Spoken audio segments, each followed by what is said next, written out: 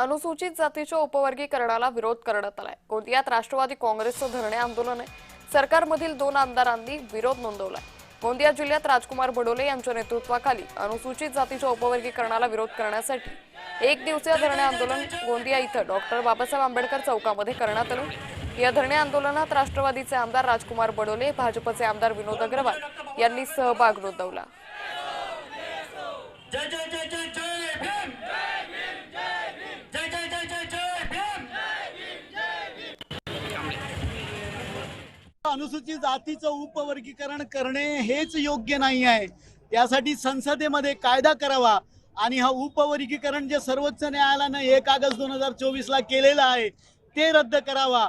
यासाठी या ठिकाणी गोंदियामध्ये आज हा आंदोलन सर्व पक्षाच्या वतीनं, सर्व जातीच्या वतीनं या ठिकाणी करण्यात आलेला आहे आणि सगळ्यांची मागणी आहे की अनंत बदर समितीचा जो अहवाल सरकारला मिळाला आहे तो अहवाल लोकांच्या पुढे आणू नये आणि हा अहवाल शासनानं लोकांच्या पुढे एक तर सार्वजनिक करावा, तो लागू करू नये, यासाठी ही मागणी करण्यात आली।